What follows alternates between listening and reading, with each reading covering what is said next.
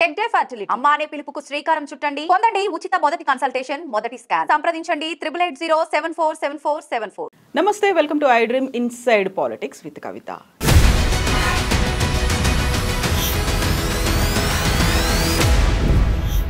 తీన్మార్ మల్లన్నను Congress party suspend చేసింది. ఆ సస్పెన్షన్ని వేడుకలా సెలబ్రేట్ చేసుకుంటున్నారు తీన్మార్ మల్లన్న. నెక్స్ట్ స్టెప్ ఏంటి? ఎవరితో కలిసిపోతారు, ఎవరిని కలుపుకొని పోతారు, భవిష్యత్ ప్లాన్ ఏంటి? తీన్మార్ మల్లన్న ఎవరి ఉచ్చులోనైనా పడ్డారా? పార్టీ పెడతారా? ఏం జరగబోతోంది? బోల్డెన్ని క్వశ్చన్స్ ఉన్నాయి. మనతో పాటుగా ఉన్నారు తీన్మార్ మల్లన్న. హలో అండి, నమస్తే. సో మీకేంటి కంగ్రాట్స్ చెప్పాలా? నేను పోరాటం చేసి బయటకు వచ్చేసిండ్రు మీరు. నేను బయటికి రాలేదండి, వాళ్ళు సస్పెన్షన్ చేశారు. కాకపోతే అలాంటి పరిస్థితిని క్రియేట్ చేసింది మీరే కదా. అంటే ఎట్లా అండి, నాకు అర్థం కాలేదు. పరిస్థితిని నేను క్రియేట్ చేయలేదండి. వాళ్ళు ఒక దురహంకారాన్ని ఆ విధంగా ప్రదర్శించారు. ఇక్కడ తీన్మార్ మల్లన్న విషయానికి వస్తే ఒకలా, మిగతా వాళ్ళ విషయానికి వస్తే మరోలా ఉండదు కదండి. కాంగ్రెస్ పార్టీకి ఒక కాన్స్టిట్యూషన్ ఉందండి. ఆ కాన్స్టిట్యూషన్ ప్రకారం విత్ ఇన్ ద కాన్స్టిట్యూషన్ లిమిట్స్లో నేను మాట్లాడడం జరిగింది. నేను నా ఆవేదన చెప్పడం జరిగింది. కాకపోతే అంత తీవ్రమైనటువంటి పదజాలం, అంత అగ్రెసివ్నెస్తో మాట్లాడడం అనేది, అవన్నీ కూడా కాంగ్రెస్ బైలాలో ఉన్నాయంటారా? అంటే ఒక విషయం ఏంటంటే, కాంగ్రెస్ పార్టీ బైలాలో ప్రభుత్వ నిర్ణయాన్ని వ్యతిరేకించకూడదు అని ఎక్కడ లేదు. ఫస్ట్ ఆఫ్ ఆల్ మా నాయకుడు రాహుల్ గాంధీ గారు కాంగ్రెస్ పార్టీ తీసుకొచ్చినటువంటి ఆర్డినెన్స్ని 2011 సంవత్సరంలో మన్మోహన్ సింగ్ తీసుకొచ్చినటువంటి ఆర్డినెన్స్ను మీడియా వేదిక మీదుగా చింపి అవతల వారేసాడు. ప్రభుత్వ నిర్ణయాన్ని ఆయన. ఇక్కడ నేను చేసింది ప్రభుత్వ నిర్ణయాన్ని.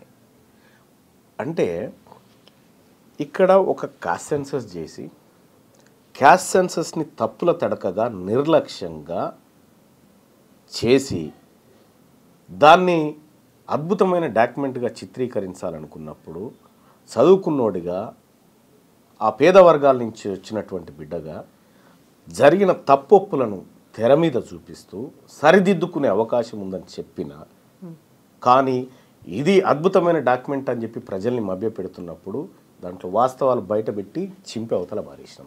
కాకపోతే మీకు ఒక యాంపుల్ టైం అనేది ఇంకో 90 రోజుల పాటు కులగణన జరుగుతుంది అనుకున్నప్పుడు యాక్సెస్ లేదా, ఎక్కడ లోపాలు జరుగుతున్నాయి, ఎక్కడ తప్పు ఉంది, ఇది ఎందుకు మిస్ అవుతున్నారు, దీన్ని చేయాలి కదా అనే యాక్సెస్ అక్కడ పొన్నం ప్రభాకర్ గారు ఉన్నారు, ఆ తర్వాత అధికారులు ఉన్నారు. వాళ్ళని ఎందుకు కలవలేకపోయారు ముందే? అంటే నేను కలిశానా లేదా అనేది మీకు తెలియదు కదా. నేను ఏకంగా ముఖ్యమంత్రి గారిని కలిసినాను. ముఖ్యమంత్రి గారిని కలిసి క్యాస్ట్ సెన్సస్ విషయంలో ఎట్లా చేయాలి, ఏం కథ, మనం ఏ విధంగా ముందుకు పోవాలనేటువంటి వివరాలన్నీ కూడా ఆయనకు చెప్పడం. కాంగ్రెస్ పార్టీ తన మేనిఫెస్టోలో రాహుల్ గాంధీ ఆలోచన మేర క్యాస్ట్ సెన్సస్ చేస్తామని మేనిఫెస్టోలో పెట్టినప్పుడు కేవలం ఆ వర్డ్ కోసం కాంగ్రెస్ పార్టీలో జాయిన్ అయిన తర్వాత కాంగ్రెస్ పార్టీ ఇంప్లిమెంట్ చేస్తుందని, ఇది ప్రజలకు మంచి చేస్తామని చెప్పినప్పుడు రాష్ట్ర ప్రభుత్వం దాన్ని టేక్ ఓవర్ చేసి క్యాస్ట్ సెన్సస్ అని చేపట్టింది.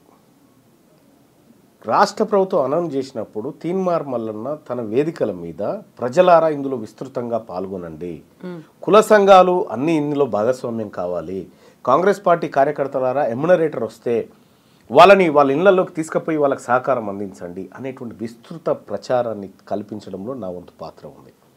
అది పార్టీ నిర్ణయాన్ని విజయవంతం చేయడం కోసం చేసినటువంటి కార్యక్రమం.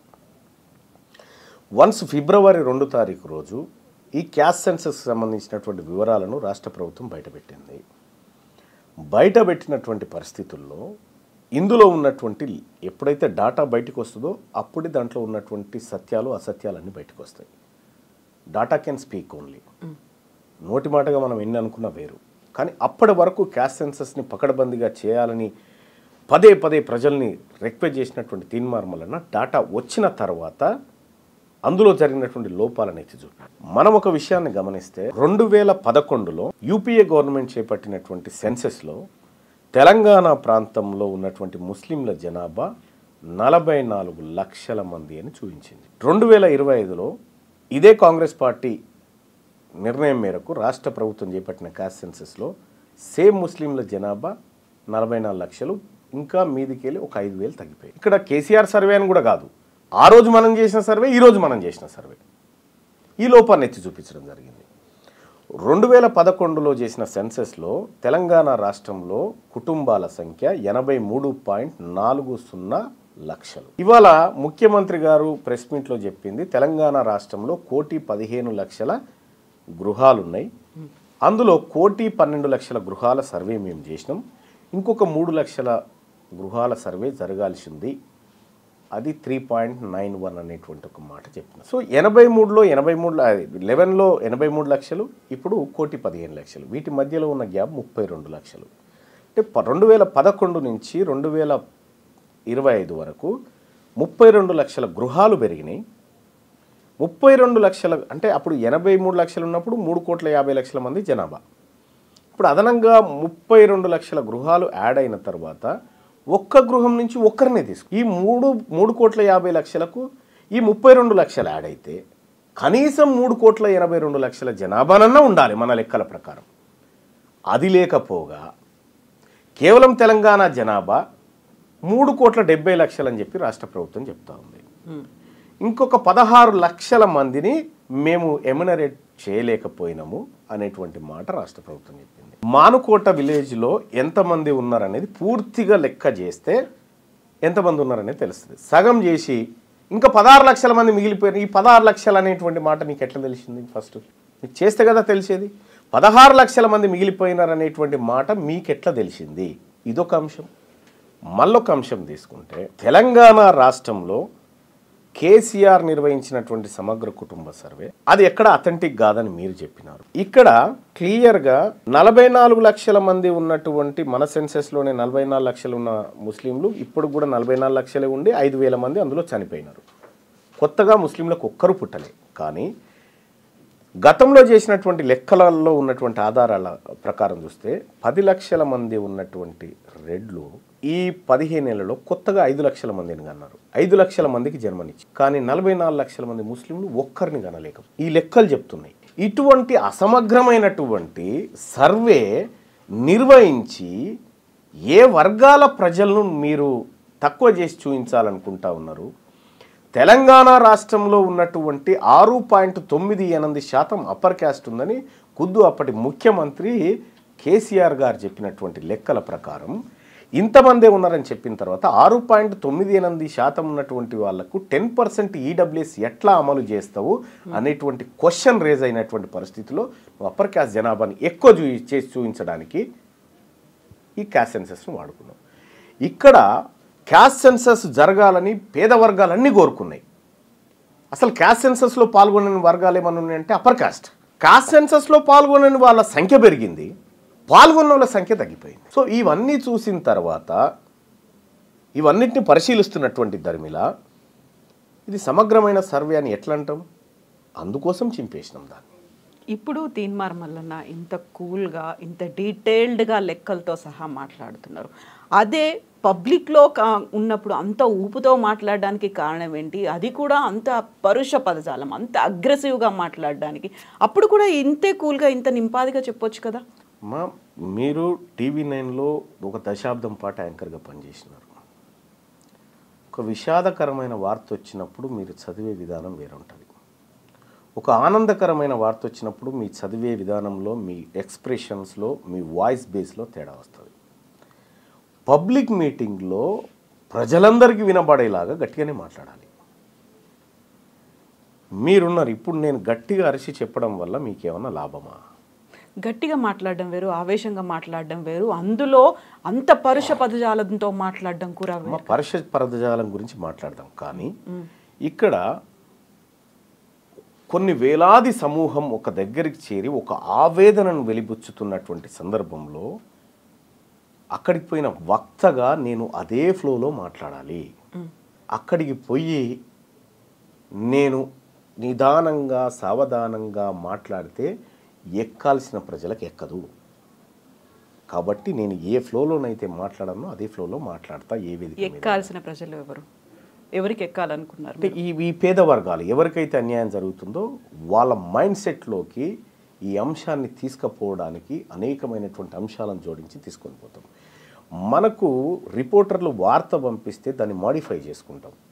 దాని ఏది ప్రేక్షకుడికి అనుగుణంగా ప్రేక్షకుడికి మైండ్లోకి చొరబడే అనుగుణంగా ఎట్లయితే ఎక్కించుకుంటామో సేమ్ వేదికల మీద కూడా నాయకత్వం అదే చేస్తుంది. కాకపోతే ఎక్కాల్సింది వాళ్ళకి అనుకున్నప్పుడు ఇంకొకరి మీద మీరు ఎక్కడం అనేది ఉంది కదా అక్కడ. సరే, ఇప్పుడు ఆ పరుషం అనేటువంటి పదం స్టార్ట్ చేయండి.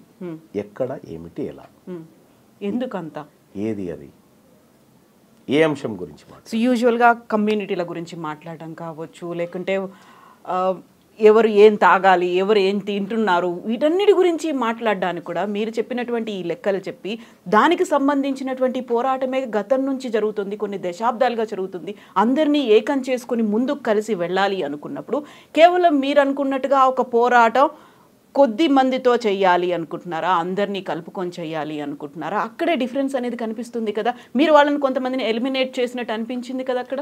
ఇక్కడ ఇప్పుడు తెలంగాణ అసెంబ్లీలో 43 మంది రెడ్లు ఎమ్మెల్యేలు ఉన్నారమ్మా. ఓ 13 మంది వెలమ సామాజిక వర్గానికి సంబంధించినటువంటి వాళ్ళు ఉన్నారు. నిజంగా వాళ్ళు మా అందరినీ కలుపుకపోయిన ఉంటే వాళ్ళు అంతమంది ఉండొద్దు కదా. మమ్మల్ని పక్కకు పెట్టి వాళ్ళు పాలిటిక్స్ చేస్తున్నారు కదా. మరి అటువంటప్పుడు మేము కూడా వాళ్ళని పక్కకు పెట్టే పాలిటిక్స్ చేయాలి కదా. కాకపోతే పవర్ఫుల్గా వాళ్ళు కనిపిస్తున్నారు అనేది ఇందులోనూ బీసీలకి సంబంధించి కూడా ఇప్పుడు ఆర్ కృష్ణయ్య గారు పోరాటం ఎప్పటి నుంచో ఆల్మోస్ట్ ఒక 3 దశాబ్దాలుగా చేస్తూ వస్తున్నారు. ఆయన ఎంతమందిని చట్టసభలకు పంపించగలిగారు, చేసినటువంటి పోరాటం ఎంత మేరకు ఫలించింది అనేది కూడా కనిపిస్తుంది. ఆర్ కృష్ణయ్య గారు 30 సంవత్సరాలుగా చేసిన పోరాటం ఆయన స్థాయిలో ఆయన చేసుకుంటూ వచ్చాడు. మెజారిటీగా ఆయన పదే చెప్పిండు, నేను విద్యారంగం పైన ఫోకస్ పెట్టాను, నేను స్కాలర్షిప్ల కోసం, రియంబర్స్మెంట్ల కోసం, వీటి కోసం పోరాటం చేశాను, రాజకీయ పరమైనటువంటి పోరాటం చాలా తక్కువగా చేశాననేటువంటి మాట ఆయన చాలా వేదికల మీద చెప్పాడు. అది ఆ విధంగానే నెగ్లిజెన్స్ కూడా గురైంది కదా. అయితే విషయం ఏంటంటే ఆ విధంగా నెగ్లిజెన్స్ గురైంది కాబట్టే ఇవాళ ఆర్ కృష్ణయ్య గారు కానీ, నేను కానీ, శ్రీనివాస్ గారు కానీ, ఇంకా బీసీ నాయకత్వం అంతా కూడా ఒకే వేదిక మీదకి వచ్చి పని చేస్తున్నటువంటి క్రమంలో వీళ్ళంతా ఒక్కటి కాకూడదు కదా అనేటువంటి ఒక దుశ్చర్యకు, ఒక దుస్సాహసానికి ఈరోజు కూడా మీరంతా మా కిందే ఉండాలనేటువంటి ఒక సంకల్పంతో మాట్లాడుతున్న సమయంలో మేము మిమ్మల్ని ఎట్లా కలుపుకొని పని చేస్తాం? మేము ఎవరు మాట్లాడారు? చాలామంది. ఒకే ఒక కమ్యూనిటీ మాత్రమే మాట్లాడిందా? ఇప్పుడు తెలంగాణ రాష్ట్రంలో ఉన్నటువంటి ఈ బీద వర్గాలకి నిజంగా 70 సంవత్సరాల నుంచి ఇంకా మాకు కొత్త రేషన్ కార్డులు ఇస్తాం, మీకు ఇంకా రేషన్ సరుకులు అందిస్తాము, మీకు ఇంకా ఇండ్లు కట్టిస్తాము, ఇంకెన్ని రోజులు చెప్తారండి మాకు? ఇంకా అంటే మన దేశాన్ని కూడా అభివృద్ధి చెందుతున్న దేశం అనే అంటున్నారు కదా, ఇంకా డెవలప్ అయింది అని చెప్పుకోలేకపోయాం కదా. నేను ఏమంటున్నా, ఇంకా డెవలప్ కారణం ఏందండి? ఈ వర్గాల పాత్రనే లేదు కదా ఈ దేశంలో రాజకీయ నిర్ణయాల్లో ఈ వర్గాల పాత్రనే లేకుండా చేశారు కదా. మాది మేము చేసుకుంటామని చెప్తా ఉన్నాం, తప్పేముంది? మాది మేము చేసుకుంటే మీకేమైనా ఇబ్బందా అని నేను ఆ వర్గాలను అడుగుతా ఉన్నా. సేమ్ మళ్ళీ ఇక్కడ కూడా అడగడం అనేది ఎలా అడుగుతారు? మాకంటూ ఒక ఫెయిర్ షేర్ కావాలి, మాకు సమాన వాటా ఉండాలి, హక్కులు ఉన్నాయి, మేము అధికారంలోకి రావాలి అనుకున్నప్పుడు వారిని అనగదొక్కండి, లేకుంటే వారిని ఇంకేదో చేసేయండి, మనం అధికారంలోకి వద్దాము, యుద్ధం చేద్దాము అనే ఒక మాట ఉంది చూడండి. పోరాటం చేయడం వేరు, యుద్ధం చేయడం వేరు కదా. అంటే యుద్ధము మీరు తెలంగాణ రాష్ట్రంలో మీరు రాసి పెట్టుకోండి. ఇప్పుడు చెప్తా ఉన్నా, అధికారం అనేది బీసీల వైపుకు ట్రాన్స్ఫర్ కావడంలో కూడా కాదు, రక్తపాతంతోనే ట్రాన్స్ఫర్ అవుతుంది భవిష్యత్తులో. అంత ఈజీగా వదిలిపెట్టరు వాళ్ళు. ఇవాళ తీన్మార్ మల్లన్న కేవలం బీసీ వర్గాల గురించే మాట్లాడుతూ ఉన్నాడు. ఎస్, మాతో కలిసి వచ్చే వర్గాలు ఉన్నాయి చాలా. నేను అనేక సార్లు చెప్పిన, ఈ తెలంగాణ రాష్ట్రంలో ఆర్యవైశ్యుల జనాభా కంటే వెలమల జనాభా చాలా తక్కువ. కానీ వాళ్ళ ఇండ్ల నుంచి ఎంతమంది మంత్రులు, ముఖ్యమంత్రులు కాగలుగుతూ ఉన్నారు, వీళ్ళ దగ్గర నుంచి ఎందుకు కాలేకపోతా ఉన్నారు? ఈ రాష్ట్రంలో ఉన్నటువంటి బ్రాహ్మణ జనాభా కంటే వెలమల జనాభా తక్కువ. వాళ్ళకు రావాల్సిన షేర్ ఎందుకు దక్కుతలేదు? ఇప్పుడు ఈ లెక్కలు ఇవన్నీ కూడా పర్ఫెక్ట్గా మీరు చెప్పగలుగుతున్నారు, ఇవన్నీ ఉన్నాయి. కాకుంటే మనకు తెలంగాణ ఉద్యమం కావచ్చు, దేశానికి స్వాతంత్ర పోరాటం కావచ్చు, శాంతియుతంగా జరిగింది, ఎక్కడ హింసాత్మకం లేదు, అహింసాయుతంగానే జరిగింది అనుకున్నప్పుడు తెలంగాణ ఉద్యమంలో ఆత్మహత్యలు, ఆత్మాహుతులు ఇలాంటివే వద్దన్న తర్వాత మీరు ఇప్పుడు అన్నమాట రక్తపాతం జరుగుతుంది. ఎందుకని, ఎవరు చేస్తారు? వాళ్ళే సృష్టిస్తారు. ఇది మా వర్గాల నుంచి వచ్చేది కాదు. నిజంగా ఈ తెలంగాణ రాష్ట్రంలో ఈ బీసీ, ఎస్సీ, ఎస్టీ వర్గాలు ఎప్పుడు హింసను కోరుకోరు. ప్రతి పోరాటంలో బలయ్యేది ఈ వర్గాలే. ప్రతి పోరాటంలో సిపాయిల తిరుగుబాటు దగ్గర నుంచి నిన్న మొన్న జరిగినటువంటి తెలంగాణ ఉద్యమం దాకా బలైందంతా వీళ్ళే. మొత్తం ఎంటైర్ తెలంగాణ ఉద్యమంలో కేసీఆర్ కుటుంబం ఇంట్లోంచి ఒక రక్తం సుక్క రాలేం కింద పడలే. మాంసం ముద్దలైపోయిందంతా వీళ్ళు పేదవాళ్ళు. అంటే నేనేం చెప్తా ఉన్నానంటే, వాళ్ళు అధికారం కోసం ఈ రక్తాన్ని వాడతారు, అధికారాన్ని ట్రాన్స్ఫర్ చేయాలన్నా ఇదే రక్తాన్ని వాడుతూ ఉంటారు అన్నట్టు. మేము క్లియర్గా చెప్తా ఉన్నాము, ఇది ఎవరు ఆత్మ బలిదానాలు ఇంకొకటి చేసుకునే ఉద్యమం కాదు. ఇది సగర్వంగా హమారా ఇస్సా, హమారా ఇజ్జత్, హమారా హుకూమత్ అని చెప్తా ఉన్నాము. న్యాయబద్ధంగా రావాల్సిన వాటా మీ వాటా మీరు తీసుకోండి, మా వాటా మాకు కావాలి. సో ఒక డిమాండ్, ఒక సరైనటువంటి డిమాండ్, న్యాయమైనటువంటి డిమాండ్, ఈ డిమాండ్ని యాక్సెప్ట్ చేయలేకపోతున్నాయా మీరన్నటువంటి ఆ పవర్ఫుల్గా కనిపిస్తున్నటువంటి కులాలు? నిజంగా రక్తపాతం అనేది వాళ్ళు చెయ్యాలి అనుకుంటే అంత ఈజీగా అవుతుందా? ఎర్ర సత్యం మహబూబ్ నగర్ ఎమ్మెల్యేగా పనిచేసినటువంటి ఎర్ర సత్యం ఒక బీసీ సామాజిక వర్గం నుంచి ఎదిగిన నేత. మహబూబ్ నగర్ జిల్లా కోర్టు కంటే ఎక్కువ ఆయన ఇంటి దగ్గర జనం కూర్చొని జరిగిన అన్యాయాలను ఏకరువు పెట్టుకొని పరిష్కార మార్గాలు కనుగొన్నారు. ఎర్ర సత్యం మహబూబ్ నగర్ పోతుందంటే ఒక్కరు కూడా అప్పర్ క్యాస్ట్లో కనీసం ఎదురుగా నిలబడడానికి సాహసం చేయలే. అటువంటి వ్యక్తిని చంపింది ఎవరండి? మాధవరెడ్డి అని కానిస్టేబుల్ని పెట్టి వీళ్ళందరూ కలిసి కుట్రబని చంపలేదా? రెండో అంశం, బెల్లి లలిత తెలంగాణలో బహుజనుల వాటా దక్కాలి, తెలంగాణ రాష్ట్రం రావాలని చెప్పి తెలంగాణ మహాసభని పెట్టి గట్కేసర్, భువనగిరి ప్రాంతాల్లో విస్తృతంగా ప్రచారం చేసి తెలంగాణ ఉద్యమాన్ని ప్రారంభించినటువంటి బెల్లి లలితను చంపింది ఎవరండి? వీళ్ళు కాదా అప్పర్ కాస్ట్లో? కాకపోతే మావోయిస్ట్ బ్యాక్గ్రౌండ్ ఉంది అనేది కూడా వినిపించింది కదా. విషయం ఏంటంటే, దానికి ఒక కారణాన్ని వేస్తారు అంతే, ఒక కారణాన్ని వేస్తారు అంతే తప్ప కానీ వాస్తవాలు ఏందో ప్రజలకు తెలవాలి. సాంబశివుడు ఉన్నాడు, భువనగిరి నుంచి ఎమ్మెల్యేగా కంటెస్ట్ చేయబోతున్నాడు అనేటువంటి ఒక కుట్రపన్నే కదా ఆయన హత్య చేసింది. వెనకాల నయీం ఉన్నాడు అని వినిపిస్తుంది కదా. వాళ్ళ వెనకాల నయీం అనేది కదా. నయీం అనేటువంటి వ్యక్తి ఒక రెడ్డి కోసం నయీం అయిండు, ఇంకో రెడ్డి కోసం కథమైండు. అంటే వీళ్ళందరినీ కూడా మారోజు వీరన్న భారత సంయుక్త రాష్ట్రాల సమితి అని పెట్టిండు. అమెరికా ఎట్లయితే సంయుక్త రాష్ట్రాలు ఉన్నాయో, రష్యా ఎట్లయితే సంయుక్త రాష్ట్రాలు ఉన్నాయో, భారతదేశాన్ని కూడా సంయుక్త రాష్ట్రాల సమితి అని పెట్టిండు. బీసీలందరినీ కులం అనేటువంటి కత్తికి రెండో వైపున ఉన్నటువంటి అంచుతోని కుల ఉద్యమాలను నిర్మించుకుంటూ వచ్చాడు. ఆయనను పట్టబగలు ఎత్తుకపోయి చంపింది ఎవరండి? ఇట్లా కొన్ని వందలు చెప్పగలుగుతాం.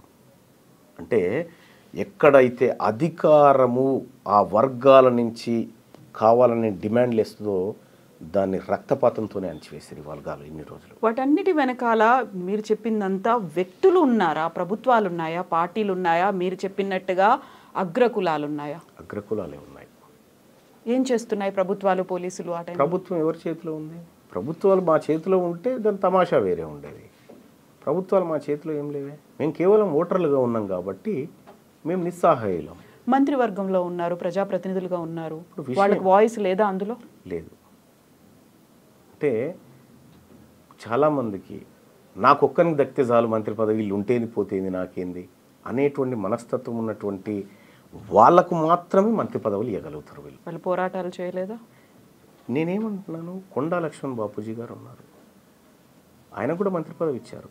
కానీ మంత్రి పదవిని ఇసిరి అవతల కొట్టి ఈ తెలంగాణ రాష్ట్రం ఏర్పడాలి, ఈ తెలంగాణ రాష్ట్రంలో బీసీల బతుకులు మారాలని కొట్లాడి మంత్రి పదవిని అవతలకి ఇసిరిగొట్టినటువంటి కొండా లక్ష్మణ్ బాపూజీ లాంటి వాళ్ళకి ఇచ్చే దమ్ముందా? బానిసలుగా పడుండేటువంటి వాళ్ళకు మాత్రమే మంత్రి పదవులు ఇచ్చి వాళ్ళ ద్వారా పబ్బం గడుపుకుంటాయి అగ్రవర్ణ ప్రభుత్వాలు. ఇప్పుడున్నటువంటి కాంగ్రెస్ ప్రభుత్వంలో ఉన్నటువంటి బీసీ మంత్రులు కూడా అదే పరిస్థితిలో ఉన్నారా? అదే పరిస్థితిలో ఉన్నారా లేదా అనేది ఇంకొక ఏడాదిలో తేలుతుంది. కులగణన 42% ఇంప్లిమెంట్ ఇంప్లిమెంటేషన్ విషయంలో వాళ్ళు ఎలాంటి స్టెప్స్ తీసుకుంటారనేది అప్పుడు తెలుస్తుంది వాళ్ళకి. చిత్తశుద్ధి లేదా? చిత్తశుద్ధి ఉండాలని చెప్తా ఉన్నాం. అంటే మీకు కనిపించట్లేదా? కనీసం ఆ అటెంప్ట్ చేశారు, ఇనిషియేషన్ ఉంది. నేనేమంటున్నా, ఇట్లా ప్రభుత్వాల దగ్గర సాగిలపడినటువంటి సందర్భంలో వాళ్ళు మళ్ళీ ప్రజాక్షేత్రంలోకి పోయినప్పుడు వాళ్ళు ఎవరు కూడా గెలవలేదు. అంటే అల్టిమేట్గా ప్రజలు నిన్ను నమ్మాలి, నీ వైపు ఉన్నప్పుడు మాత్రమే నువ్వు ఏ హోదాలో ఉన్నా. నిజంగా ప్రజలు నీ వైపు ఉంటే నీకు మంత్రి పదవి ఉండదు ఫస్ట్. అదేం లాజిక్? అంతే కదా, నువ్వు వాళ్ళ వైపు ఉండాలి. మీ వాయిస్ని అక్కడ ప్రభుత్వంలో వినిపిస్తున్నారు అనేది లేదా? అక్కడ కాదా, జరగట్లేదా? ఎవరు నా వాయిస్నా? మీ అంటే అందరి వాయిస్ని ఇప్పుడు ఎవరి కోసమైతే పోరాడుతున్నారో ప్రతినిధులుగా. ఒకటి ఏంటంటే, మంత్రి పదవి అనేది ముఖ్యమంత్రి విశ్వాసం ఉన్నన్ని రోజులు మాత్రమే ఉండగలిగినటువంటి పదవి. ముఖ్యమంత్రికి విశ్వాసంగా ఉండాలంటే బీసీల మాట మాట్లాడితే విశ్వాసంగా ఉంటాడా? పార్టీ తీసుకున్న లైనే అది. పార్టీ తీసుకున్నటువంటి లైన్ నువ్వు ఆల్రెడీ చెడగొట్టి పెట్టినావు. ఇక్కడ తెలీదా అధిష్టానానికి? తెలిసింది కాబట్టి రీసర్వేకి ఆదేశించింది, తెలిసింది కాబట్టి దాని మీద ఒక కమిటీ వేసింది. మీరన్న అవకతవకలు ఇవన్నీ సెట్ అయిపోతాయంటారా దాంతో? రీసర్వే కావచ్చు, కమిటీ కావచ్చు, వీటన్నిటితో కావు. ఏం జరగాలి? బీసీల ప్రభుత్వం రావాలి. బీసీల ప్రభుత్వం నెక్స్ట్ కాబోయే సీఎం బీసీఏ బరాబర్ అవుతాడనేది టీపీసీసీ చీఫ్ చెప్తున్నారు. బరాబర్ అవుతాడు, అది కాంగ్రెస్ పార్టీయే చేస్తుంది అనేది. హ్యాపీ. ఇప్పుడున్న రేవంత్ రెడ్డి గారిని ఇక చాలయా, నీ పర్ఫార్మెన్స్ బాగాలేదు, ప్రజల్లో వ్యతిరేకత వచ్చింది, మేము బీసీ ముఖ్యమంత్రిని పెడతామంటే ఇంకా హ్యాపీ కదా. కాకుండా మళ్ళీ ఇంకో కండిషన్, ఈ 5 ఏళ్ల పాటు రేవంత్ రెడ్డి సీఎం ఉంటాడు, నెక్స్ట్ బీసీఏ అవుతాడు, అది కాంగ్రెస్ పార్టీయే చేస్తుంది అనే మాట. అంటే ఇప్పుడు ఒక యుద్ధానికి పోయేటప్పుడు నువ్వు ఓడిపోతాను, ఎవరైనా యుద్ధానికి పోతారా? గెలుస్తామనే పోతాం. సహజంగా పార్టీలు ప్రతిసారి మేము ఎన్నికల్లో గెలవబోతున్నామనే చెప్తాయి, కానీ గెలవరు. అన్ని పార్టీలు గెలవు, ఎవరో ఒకరే గెలుస్తారు. ఇక్కడ వాదానికి పార్టీలకు మధ్య జరుగుతున్నటువంటి యుద్ధం ఇది. ఇటీవల కాలంలో జరిగినటువంటి ఎమ్మెల్సీ ఎన్నికలు కానీ, ఇటీవల కాలంలో జరుగుతున్నటువంటి పరిణామాల నేపథ్యంలో ఇవాళ 5 స్థానాలను కాంగ్రెస్ పార్టీ, 4 స్థానాలు, 1 బీఆర్ఎస్ పార్టీ భర్తీ చేసుకుంటే 3 బీసీలకు ఇవ్వాల్సిన అనివార్యత ఏర్పడ్డది, 1 ఎస్సీ ఎస్టీలకు ఇవ్వాల్సినటువంటి అనివార్యత ఏర్పడ్డది. ఇక్కడ ఎమ్మెల్సీ ఎన్నికల్లో బీసీలకు టికెట్ ఇవ్వాలని చెప్పి మేమందరం కూడా కాంగ్రెస్ పార్టీ చెప్తే మేము బీసీలకు ఇవ్వాము, ఓసీలకు ఇస్తామంటే బీసీలంతా ఓడగొట్టి ఇంటికి పంపించారు. సో ఇవాళ ప్రభుత్వం రాష్ట్రంలో మారుతున్న పరిణామాలకు అనుగుణంగా ప్రభుత్వం పార్టీల విధానాలు కూడా మారుతూ ఉన్నాయి. అనివార్యమనే పరిస్థితి. అనివార్యంగానే లేకపోతే ఇప్పుడు ఈ బీసీ వాదము, ఈ ఉద్యమాలు ఇవన్నీ లేకపోతే వీళ్ళకి ఎందుకు ఇస్తారండి? అవి తీసుకుపోవడానికి వేరే వాళ్ళు ఉంటుండే. కానీ ఇలా తప్పనిసరి పరిస్థితుల్లో ఈ వర్గాలకు ఇవ్వాల్సినటువంటి అనివార్యతను ఈ రాష్ట్రంలో క్రియేట్ చేయగలిగినాం. అంటే సాటిస్ఫాక్షన్ ఎక్కడికి లేదు. ఇప్పుడు మండల్లో 40 మంది ఎమ్మెల్సీలు ఉన్నారు. 40 మందిలో 29 మంది అప్పర్ కాస్ట్, 29 మంది, ఒక 9 మంది ఏమో బీసీలు ఉన్నారు, ఒకరు ఎస్సీ, ఒకరు ఎస్టీ ఉంది. ఇప్పుడు 29 మందిలోంచి ఒక 3 బీసీలు వచ్చినారు, 2 ఎస్సీ ఎస్టీ వచ్చినారు. అంటే కొంత కోటా భర్తీ అవుతా ఉంది. ఒక్క ఎమ్మెల్సీలే రెడ్లు 16 మంది ఉన్నారు. వాళ్ళు ఉండాలి, వాళ్ళకు వాస్తవానికి రావాల్సింది ఒకటే ఎమ్మెల్సీ రావాలి, వాళ్ళు 16 ఉన్నాయి.